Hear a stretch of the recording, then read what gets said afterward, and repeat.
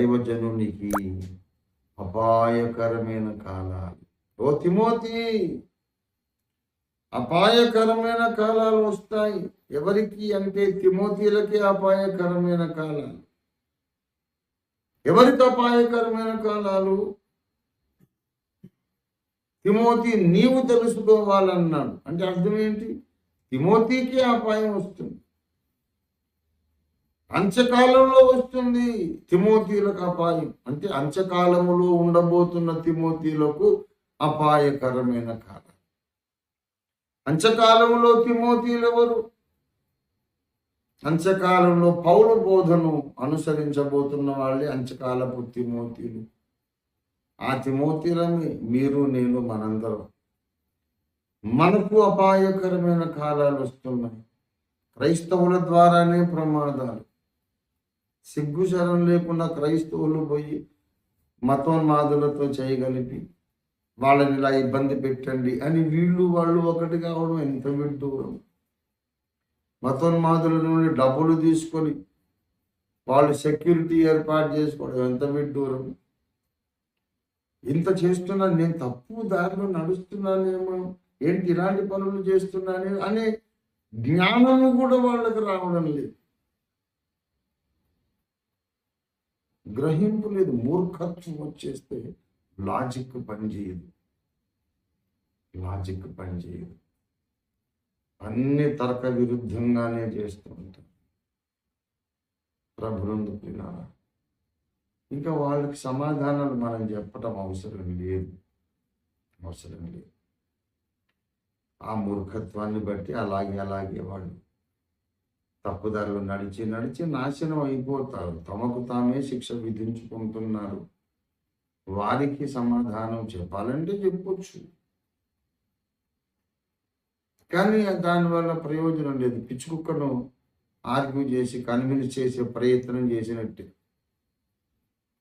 పిచ్చి పట్టినోడు కనబడ్డ వాళ్ళలా రాళ్ళతో కొడుతుంటాడు. వాడితో ఏ భాషలో మాట్లాడినా వాడికి అర్థమవుతుందా?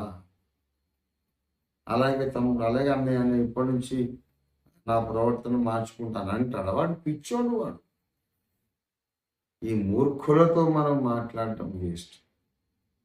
అయితే తిమోతిలతో మాట్లాడు. ప్రమాదకరంగా పరిణమించిన మూర్ఖులతో కాదు నేను మాట్లాడేది.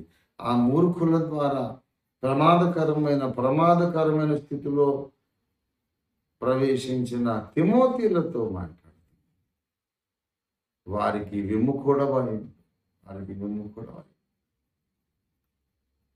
ఈ దినం ఇవాళ నన్ను విమర్శించడానికి ఏదేదేదో మాట్లాడుతున్నాను. ఒక మాట అడుగుతున్నాను, దేవుణ్ణి విమర్శిస్తున్న వాళ్ళు కూడా విమర్శిస్తున్నారు, విమర్శించట్లేదా? మరి దానికి నీ సమాధానం ఏంటిది సమాధానం? యెహోవా దేవుడే మోసగాడని, బాబెలు గోపురం దగ్గర మనుష్య జాతులను చెదరగొట్టడం దేవుడు చేసిన తప్పని, మంచి చెడ్డలు తెలివినిచ్చే వృక్ష ఫలాలు తినకూడదని ఆజ్ఞాపించడం అన్యాయమని, ఆ పండు దినముననే నువ్వు చచ్చిపోతావని చెప్పడం పచ్చి అబద్ధం కదా. పని చచ్చిపోలేదు కదా, దేవుడు అబద్ధికుడే కదా అని ఇలాంటి వాదోపవాదాలు అన్యులు చేస్తున్నారు కదా. ఈ క్రైస్తవ మూర్ఖులు ఏం చెప్తారు? దానికి ఏం చెబుతారు?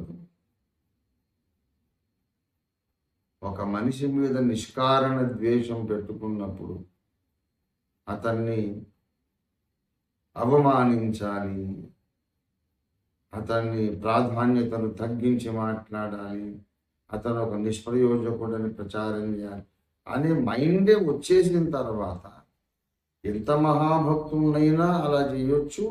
భక్తులందరికీ దేవుడైన ఆ దేవాది దేవుణ్ణి కూడా అలా చేసే అవకాశం ఉంది. అలా చేస్తున్నారు. ఏదో కొన్ని మాటలు అనగలిగినంత మాత్రాన పౌలు ప్రాధాన్యత పోదు, మోషే ప్రాధాన్యత తక్కువ కాదు. మోషేను అన్నారు, పౌలును అన్నారు, మార్టిన్ లూథర్ను అన్నారు, భక్త్ సింగ్ అయ్య గారిని అన్నారు.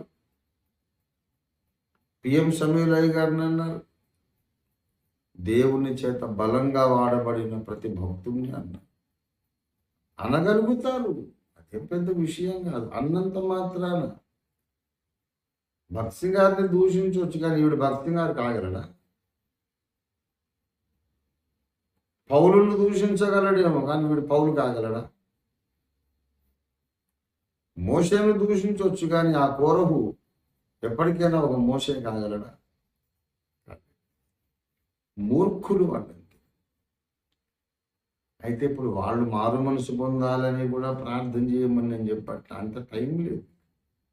ప్రభు రాకడ బహు సమీపం కదా. ఇప్పుడు